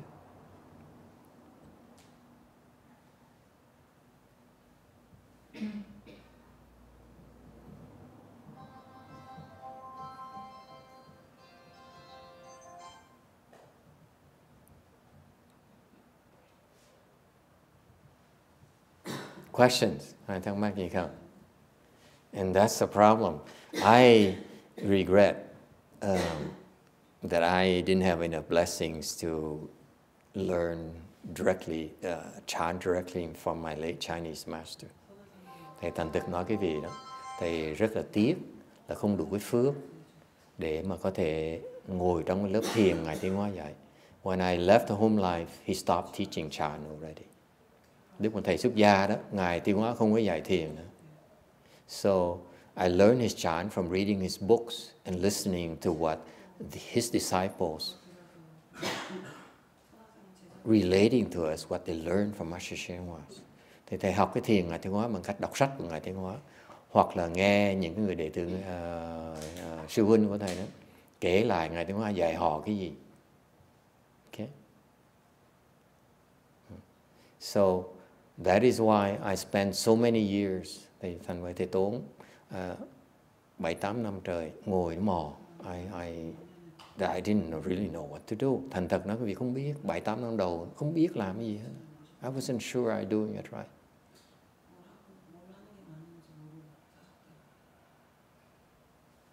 I was very, very afflicted. Và phiền não dễ sợ lắm. For several years, I was very afflicted. And what happened? I did not quit. Thầy không có bỏ cuộc. And one day, it got resolved. Không bỏ cuộc. Ngày đó bỗng nhiên hiểu được cái cách để mà giải quyết những cái phiền não. One day, I discovered a way to resolve all these afflictions. Học cái cách, khám phá được một cái cách để mà giải quyết tất cả những cái phiền não.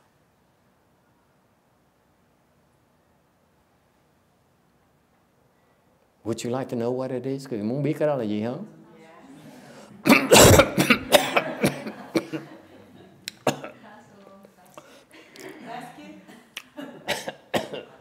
Excuse me?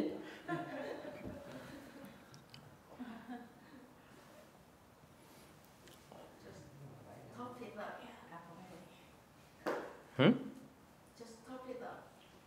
Cough it up? Yeah.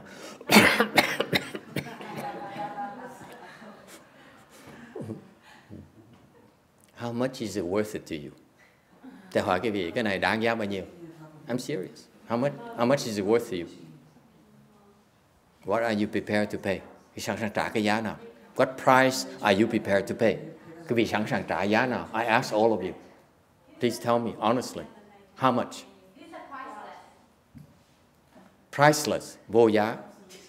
That doesn't help. Yes. I think eventually, whatever the instruction you give to us, we have to do it. What?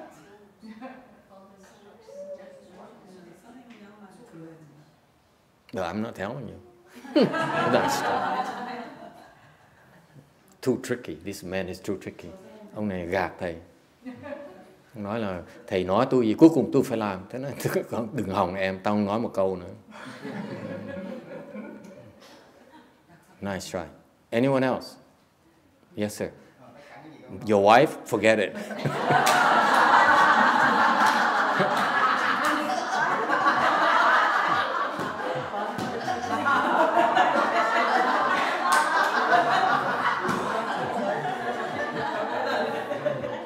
Yeah. What is your price? Everything he has, including his wife. See, I knew it already.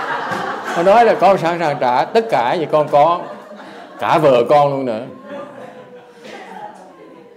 My wife and my ex-wife as well. Vợ con và vợ cũ luôn nữa. Anyone else? Yes, sir. Yes, ma'am.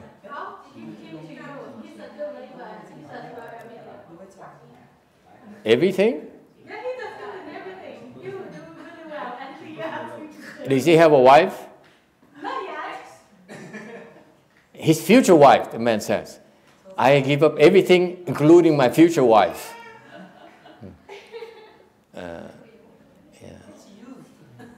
Yeah, he still has time. Yeah. And he has a lot of affliction with him also. That will go also for the pill. You see, I will give him to you and along with all his affliction. Anyone else? What is it worth to you? Tôi hỏi cái vị đó. I'm very serious. What is it? What's it's worth to you? Nó trị giá cái vị là bao nhiêu? I'm asking you. She said, can you pay later?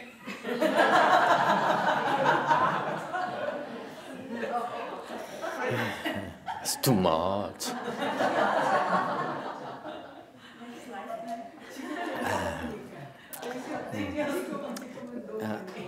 Mới qua đây thì chưa tới mới 2 tháng thôi, nó là quỷ quyệt nó nơi này.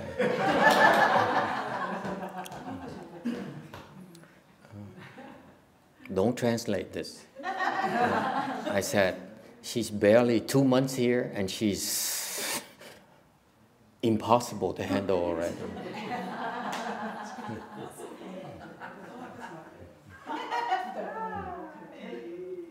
What is it worth to you? Trị giá bao nhiêu? She says, you take credit. No credit. Không cho mượn. I need to pay my mortgage. Tôi phải trả cái tiền nhà bạn. What is it worth to you?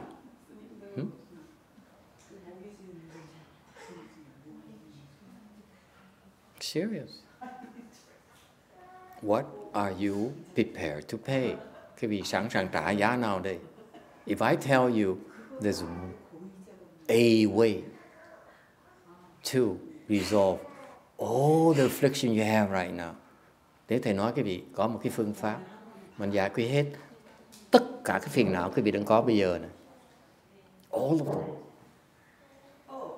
What are you willing to pay? Quý vị sẵn sàng trả giá nào? Yes. Is it only the life? I'm asking you. You cannot answer me by another question. Hỏi thì trả lời, đừng có hỏi ngược lại. What is it worth to you?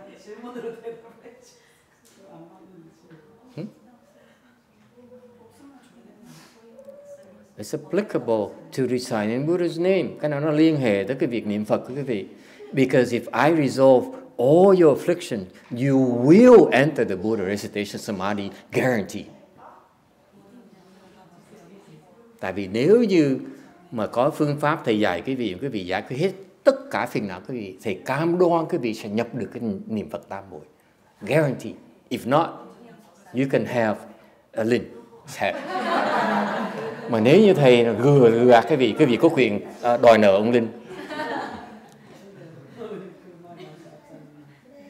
What is it worth to you? I'm asking you. Trị giá bao nhiêu? Yes. He said, I'm willing to give her anything except for her hair.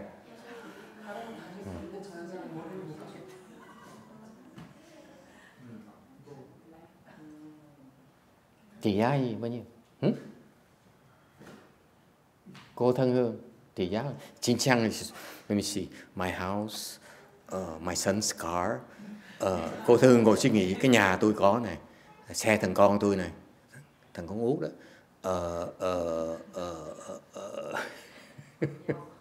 Yes.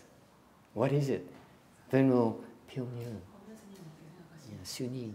What is it worth to him?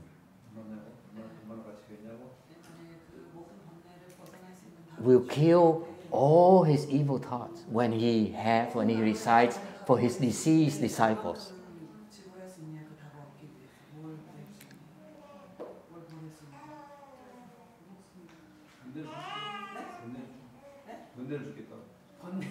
He gave you the affliction.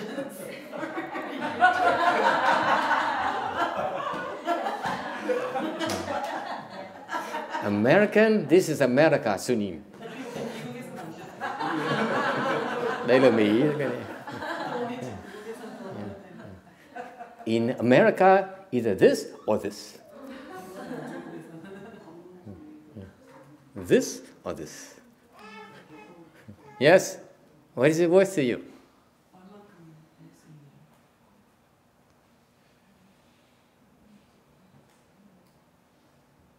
Anyone?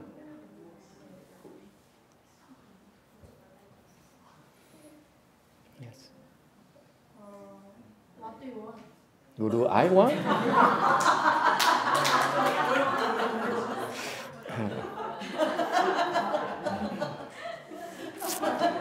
The Koreans are too much. Người Đà Hàn quỷ quyệt dễ sợ, đồ quỷ.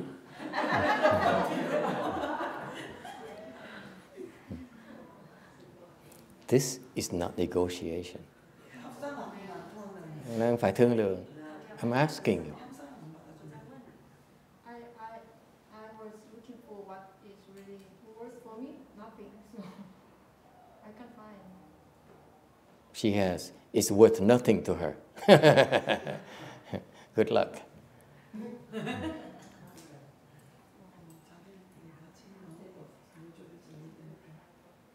Yes. Well, I have an answer, but then I also have a question along with that. The question is, what if what you told us, it has a second condition, like you tell us we have it, but then the second thing we have to be able to achieve what you tell us in order for us to be rid of all the affliction, right?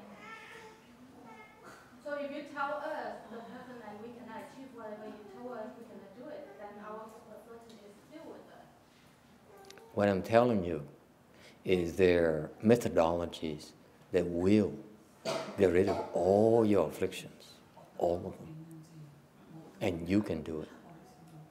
It can be done. And then to ask the person, what is the word? I haven't answered right now. What is it? What if all my memories up until this point that I have with me? Okay. Anyone can outdo that? Do I hear higher?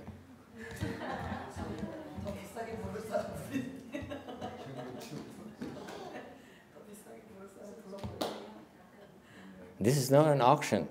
I need something higher. Going once, going twice. Yes, sir. My slaves. So the wife, the ex-wife, everything, and then his slavery. For how long?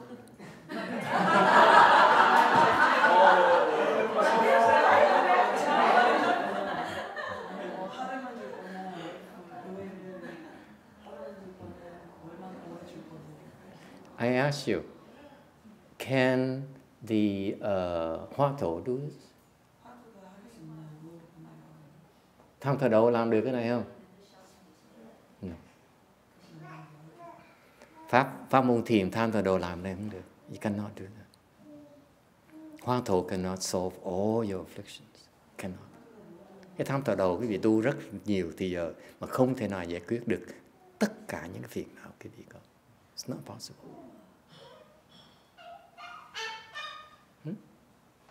That's Mahayana for you. Cho quý vị thấy cái đại thừa nó khiếp như vậy đó.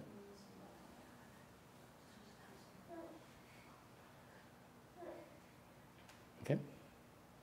Mahayana has so many Dharma doors that you don't know about yet. Nó có nhiều cái pháp môn quý vị chưa nghe tới đâu nữa. 84,000 Dharma doors. Nó có 8.400.000 cái pháp môn khác nhau. You heard only a handful. Mới nghe được có phần tí xíu thôi. You heard Shranga mantra. Khi mình nghe chú Lăng Nghiêm, chú Đại Bi, Great Compassion mantra, hands and eyes, thủ nhãn. Can those eradicate all your afflictions? Pháp đó có diệt tất cả phiền não quý vị được không?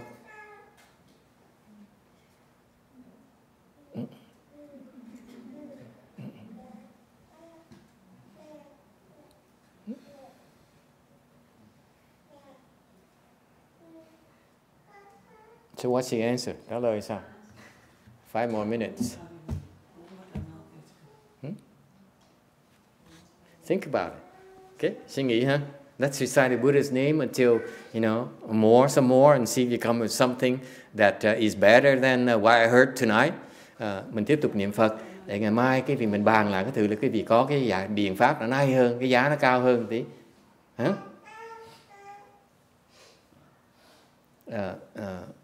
All right? I would close by telling you that if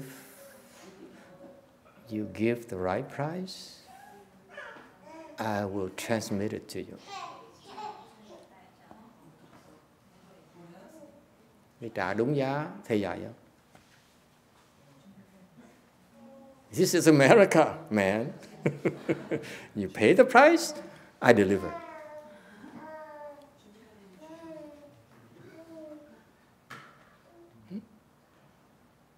This in America, Venerable Chao Wu. In America, everything has a price.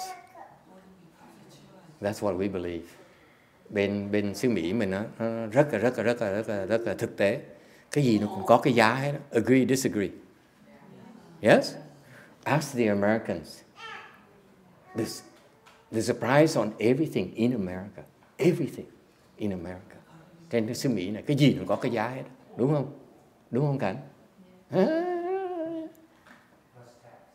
Plus tax.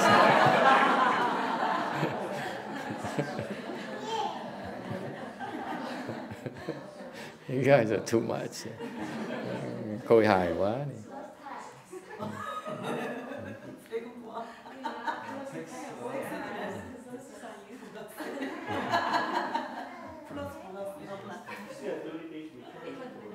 Hả?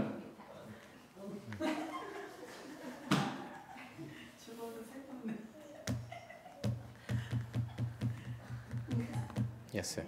Does that include the knowledge or ability to help other people in their afflictions? Or just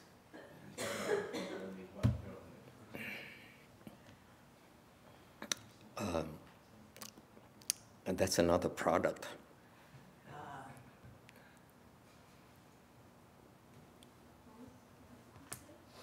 Slightly more expensive.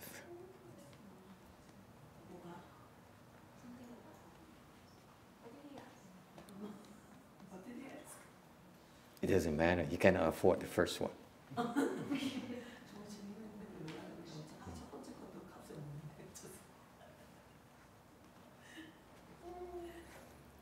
Okay. All right. Any final questions? Có ai thắc mắc gì nữa không? Yeah.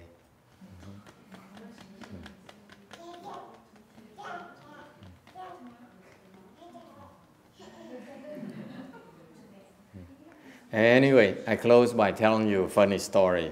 This afternoon we have a young couple who somehow believe that I help the lady get a child. Chiều này có gặp cái cặp vợ chồng kia, họ bỗng biết tại sao mà họ tin là thầy cho họ đứa con. Because she had problems getting pregnant. She has miscarriages for so many times. Tại trước đó mỗi lần mà thọ thai là cứ sảy thai hoài. So one day she came to the relics exhibit. Ngày kia tới cái xá lợi Phật, cái triển lãm xá lợi Phật. She talked to me. She says, I want my child so bad. Okay. Nói khóc lóc với thầy, nói là con muốn được đứa con, bất cứ giá nào muốn đứa con. And then she remember I gave her a promise. I said, she said, you promised me that I would have a child. Rồi cô nói với thầy, cô nói là con tới gặp thầy hứa với con là con sẽ có được đứa con. So my boy right now is thanks to you. I believe it's thanks to you that I have it. Nói đứa con mà cô có bây giờ đó, cô tin là tại nhờ thầy mới có được. And I never did anything to convince her otherwise, I admit. Thầy có cái tật xấu nó quen rồi. Người ta khen mình cứ nhận tỉnh bơ. Okay. So what happens? The boy she has so many complications for 9 months. Like every week she had a complication. Cái đứa con này lúc mà thọ thai nó 9 tháng đó là mỗi tuần có vấn đề, mỗi tuần đều có vấn đề hết. And comes delivery day, lúc mà sinh nó ra đó, the head came out, cái đầu nó lòi ra, and they found out the placenta is wrapped around his neck, it's stretched thin. Thì mới khám phá là bác sĩ mình nhìn chụp cái hình đó, tại nó lâu quá, mới chụp cái hình mới thấy là cái dây đấy, cái dây nịt đó, dây nhau hả? Thầy cứ tưởng dây nịt. I thought it's a belt, but I call it belt because it's around the waist, no? Trước giờ thầy cứ hiểu lộn cái đó là giống như cái nịt vậy đó. Thiệt ra cái dây nhau nó cột lại xuống quấn cái cổ, nó kéo rồi. So the doctor says you need to do C-section. It's too late. It's too late to do C-section. Không biết bác sĩ nói là trễ quá, cắt ra không được nữa. thành ra phải phá thai, nhưng thôi bà sẽ chết. So the doctor says she needs to abort the birth, otherwise you will lose your life as well and your son will lose your life. Thì đó mấy bác sĩ mới nói là phải phá thai chứ không thôi á bà chết, cô chết mà con cô cũng chết nữa. And she says, no, I will not kill my son. Nói nhất định không giết con. And so they continue the birth, thì đẻ tiếp. And so it came out, đứa bé nó chạy ra. And for some reason, the boy survived. He was still able to survive, even though the belt was tight around his neck for hours. Mặc dầu nó cột, cái nịt nó cột đó, xung quanh cổ nó quấn cổ nó mấy tiếng đồng hồ, mà vẫn sống được như thế. Okay, and so she says she believed that it was my doing. Stupid woman. Rồi bỗng nhiên bà tin một cách một khờ dễ sợ, nó là thầy chắc chắn thầy giúp tôi đó. Thầy nói chắc chắn là có người giúp rồi. And so she came and she brought her child who's now 3.5 years old. Bây giờ đứa bé nó 3 tuổi rưỡi rồi. And when he first was born, he's kind of like aloof. Lúc mới sinh ra đó, nó yếu dễ sợ lắm.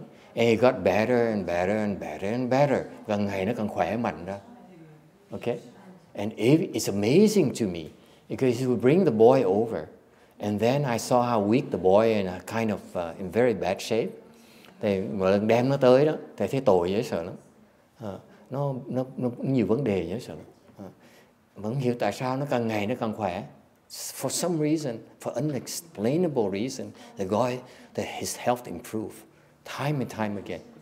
Because every time they came and offered, brought fruits, brought stuff to the temple, because she made a vow. She said, I vow to support your temple.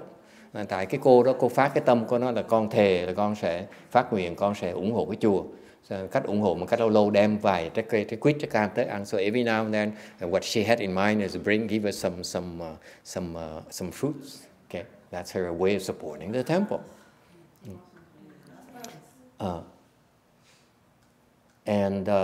But amazingly, to my amazement, thầy ngạc nhiên, I'm very amazed because the boy improved.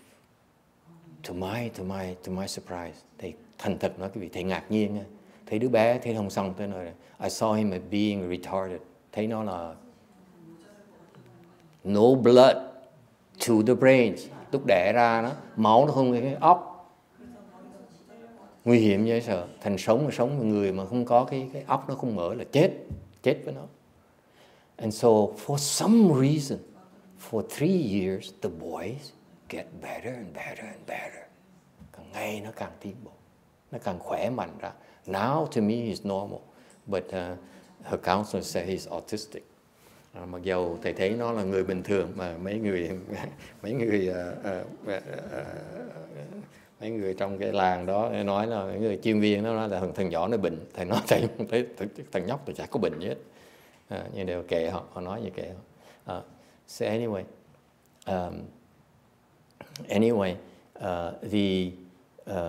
the boy came and within half an hour he became alive. Thì nó tới thăm cái chùa because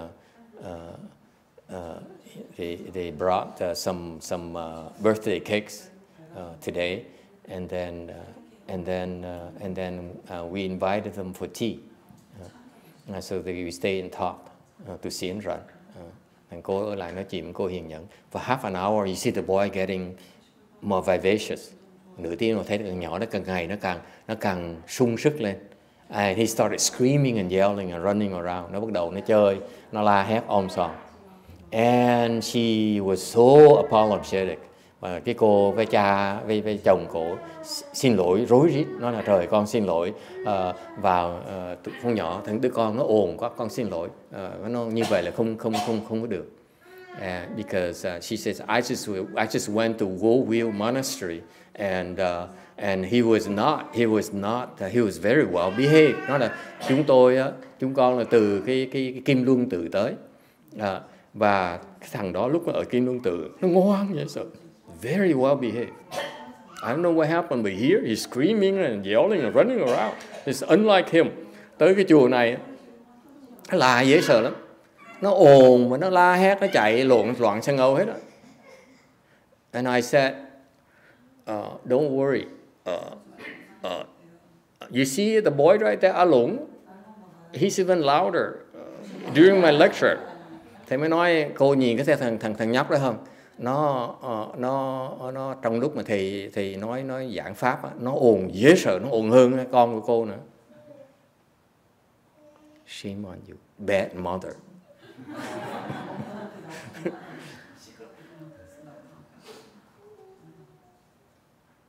I want to share it with you because I explained to her, but I don't think she got it. I used to think that the boys need to be well behaved, okay, obedient, well behaved. I don't think like that anymore. Trước thầy cứ tưởng rằng á, là đứa con nít phải ngoan. Bây giờ thầy không nghĩ như vậy nữa. Now I allow kids to be kids. It's okay. Thầy muốn đứa con nít đó, nó phá cũng được. And that is why in our chanchi, fochi, whatever, we still hear children's noises. Jared walking in, boom, he slams the door, walking in, take a look around. Where's mommy? Where's the bà? And then he walks out. And 20 minutes later, same thing. Okay?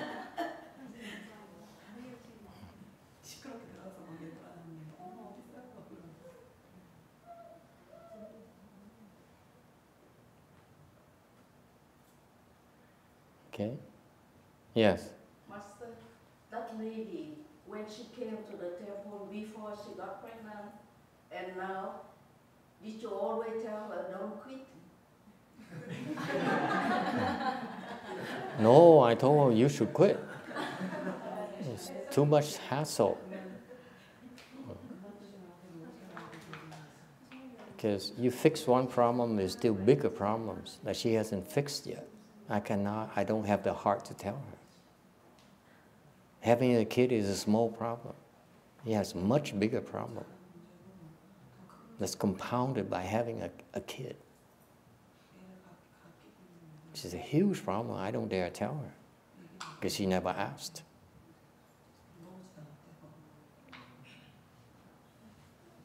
Cô nó có vấn đề khác mà lớn hơn nhiều mà thầy không dám nói. Tại không phải chuyện của mình không có quyền nói. Người ta hỏi mình mới nói được, người ta không hỏi mình không nói được. Okay? Yes. Question? No?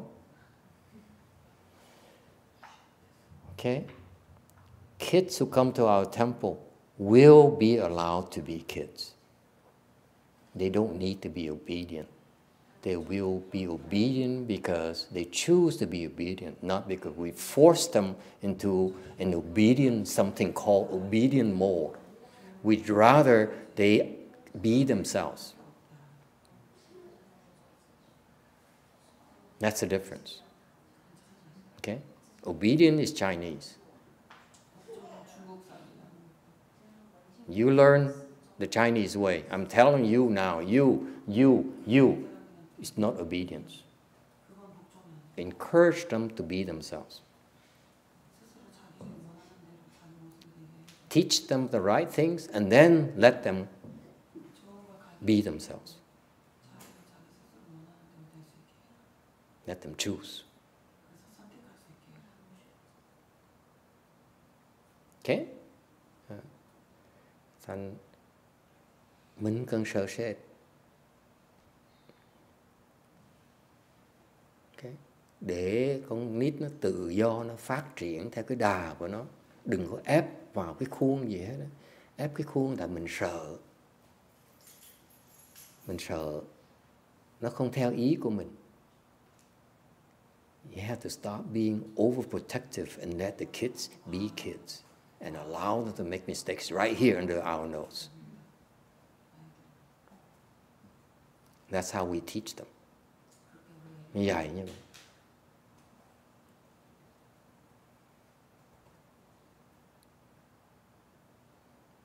Okay? All right. That's all we have for you tonight. Ngừng lại đây. Thank you.